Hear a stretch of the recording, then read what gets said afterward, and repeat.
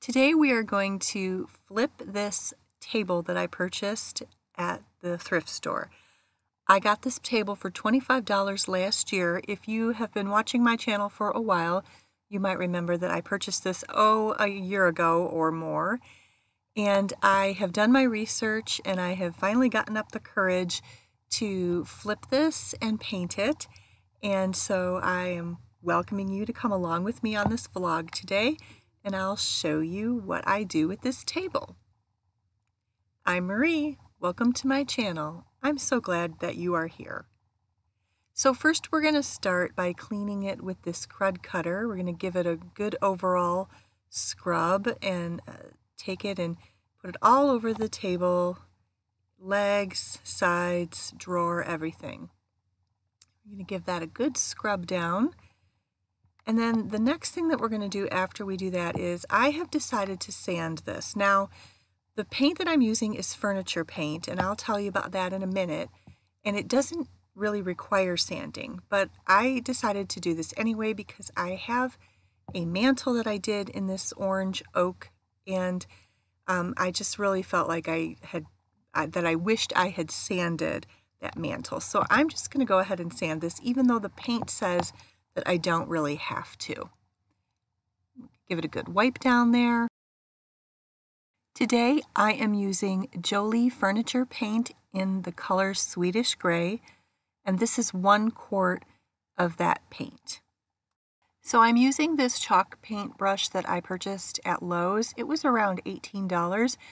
What I do want to tell you is that Jolie does make brushes, and well, the paint was $34. It was kind of pricey. I'm hoping it's going to work really well, but they also sell brushes and they're kind of pricey too. So I opted to go with the less expensive brush, and we'll see how that works today. And then the other thing that I got is this neat little lid that you slip over the top of your quart. It was only $3. Also got this at Lowe's. It has a pour spout here, so I can just pour my paint and I don't have to keep putting the lid back on my paint. So we'll see how that works too today. I have a clear finishing wax from Jolie and I have a white finishing wax from Jolie. And so the question today is, am I going to use the clear wax on it, or am I going to use the white wax? I really want to use the white wax. I want to see how the paint color comes out. And what I'm going to do is, you're going to see I'm going to be testing a small part on the inside of the table to see how it looks. And I'm going to be using these smaller brushes with that. And then of course I have this larger waxing brush to use. So I'm not sure which one I'm going to use. Oh, and then you're going to need like a t-shirt or some kind of lint-free cloth to wipe it down. All right, let's get our drop cloth down here, and then let's get to painting. Get my table, I'm going to bring it in. There it is. Need to wipe it off again. And then I'm going to flip it over because I'm actually going to do the legs. I have read it recommended that you turn it upside down to paint the legs. So now what I'm going to do, the Jolie people recommend that you shake your can for 30 seconds. They actually recommend that you do it upside down. And I'm sure this lid is on very tight, but I wasn't really brave enough to do that. I just left it right side up, but I thought that was still okay. And I'm shaking it here. Now there's the color, and so far I'm liking it. And I also really like this cap on the paint can. The first thing we're going to do is we're going to test this leg. This furniture paint, you're not supposed to need a primer for it. Now, I've already gone ahead and sanded, and you weren't even supposed to be able to do that or have to do that. So I'm going to test this leg. I'm going to paint this twice, make sure I don't have any bleed through before I proceed with the rest of the table. Today I'm using what Jolie calls a textured technique, where it's just kind of a back and forth motion and kind of in every different direction, and it will give the table a textured look. It's very forgiving, especially I think for somebody like me who's new at this, and so that's what I'm doing today.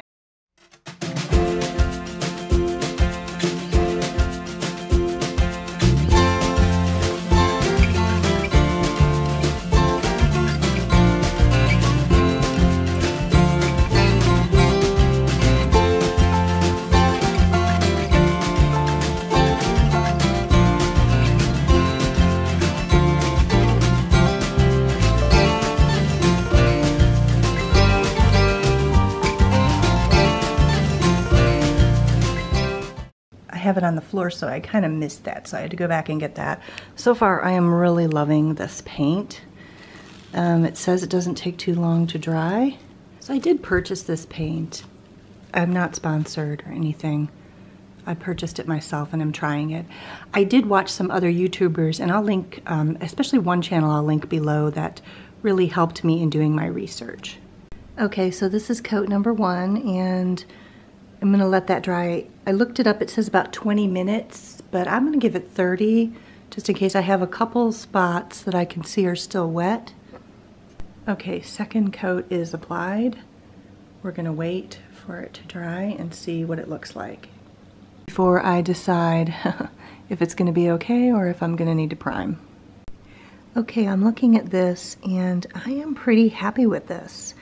Not seeing any bleed through. I did use a heavier coat on the second coat, but I'm happy with it. I'm loving the color, and I think it's a go to do the rest of the legs and the table now.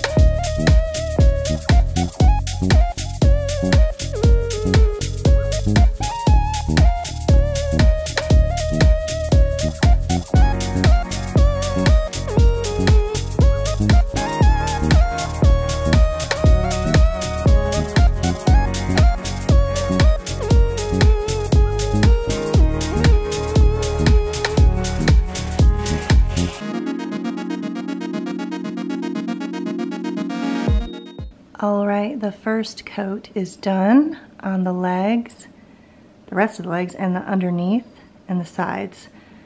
All right, second coat is done and drying, and as soon as I'm sure that I'm happy with that, I will flip it over and do the top, and I also have to do the drawer. So I can see on some of these areas, like right here, that I've gone over some of these more lightly than some other areas, and right here. And I've got one on the other side too. And so I'm gonna need to touch up a little bit when this dries. And so I'll do that, and then we'll flip it over, and then we'll do the top.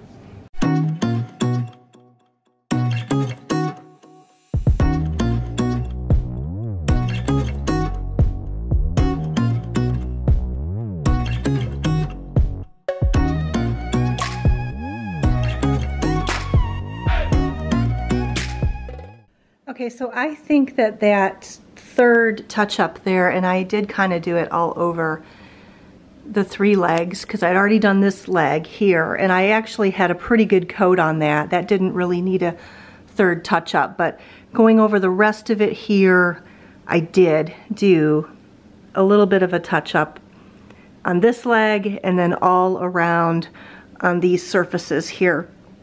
And I think that that's gonna do it. And then I have one coat on this, and then I'll put a second coat on that.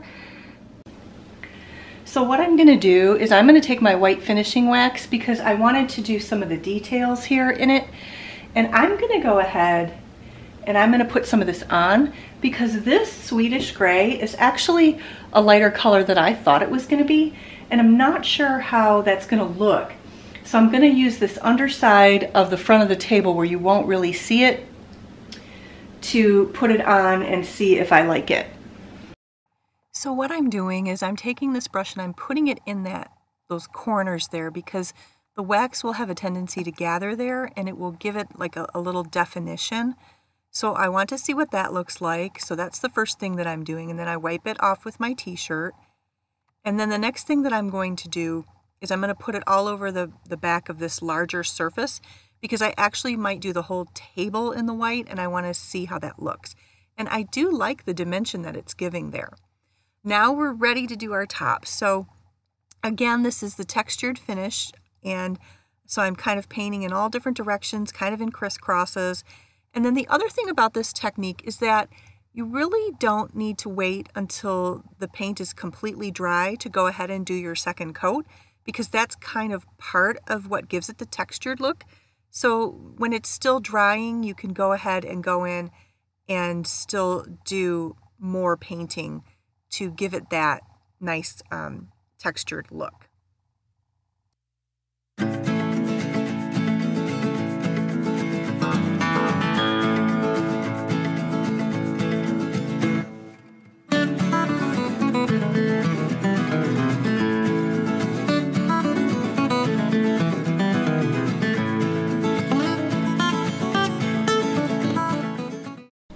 I also dabbed a few areas here just to give it a little more texture in spots. They recommend that. So we'll see how that looks when we go to put the white wax on, how that creates a little dimension. So we'll see how that works. So for now, I think we're done. I ended up doing one more coat over the drawer. So really it got like 3 coats. But it's a light color, and it is that orangey kind of stained wood from the 90s. So I just wanted to make sure that I got all the coverage that I wanted. So we're going to go ahead and let all this dry, and we'll come back and revisit tomorrow, and we'll do wax then. It's the next day, and we're going to get started with our waxing. We're going to do a little sanding first before we do that. I am a little sore today, I am not going to lie, from crawling around on the floor, so I definitely need my coffee this morning. So now we need to sand a couple areas where we do have some paint globs. So even though I showed you that I did some little blotting, obviously this is not blotting, so we need to sand these down. We're going to sand them down with 220, which is a real fine sandpaper. I was going to use 220 sandpaper, and I can't find it, so I'm just going to use this 120, and I'm going to go lightly. All right, so I just have these 2 little spots. I really tried to be careful not to get too many drips or globs, and I did bring a little bit of the paint off here, so I'm going to have to touch that up. Also, I do need to do a 3rd coat on this top piece. So I think it's kind of hard to see with the lighting because I have my lights out here. But it really is a nice color. It's darkened up a little bit. Actually, when the lights were off, the lights that I have for the video, I could tell that it was a darker, kind of more of the beige / gray color that I thought it was going to be. Okay, I'm using the white, and I'm waxing and wiping, and I hope you can see the subtle detail there. I do think it gives it a little bit of dimension. So I am going to do the white all over the table. Okay, so I'm using this same technique. I'm kind of putting it all over in all different directions and then wiping it back. And then I'm trying to get extra wax in those, like in the details on the leg there. Now this table, even though it's curvy, it really doesn't have a lot of details in it. So the wax is really going to be very subtle. If you wanted to have it stand out more, you might want to get some white paint, maybe water it down, or maybe do a dry, not water it down. You'd want to do a dry brush on it maybe in certain spots if you wanted the white to stand out more. I do have a video linked below that will show you how it looks with different colored waxes with the Swedish Grey color. So if you're interested in that, I will link that for you. And I'm giving you a close-up here of all the details and showing you how it's subtle, but how it looks. So if you are enjoying this video, I would sure love it if you would give me a thumbs up and leave a comment below. If you'd like to see more videos like this, I do shopping, decorating, and DIY videos. I would love it if you would subscribe to my channel. I would be so happy to have you here. I put the hardware back on this piece just as it was. I kind of like the worn look.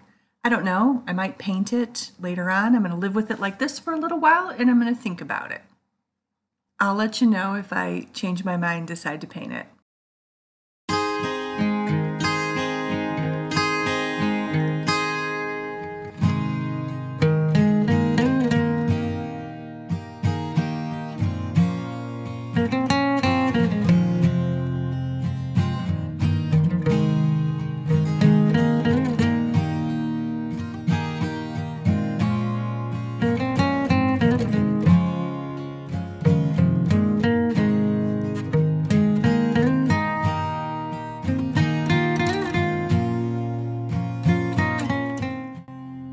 I loved this paint so much I did 2 other pieces of furniture with it.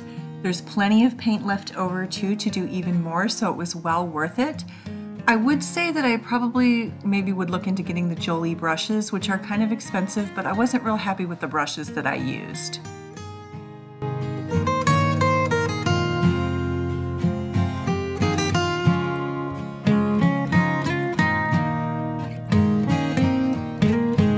Thank you for watching, my friends, and I'll see you next time.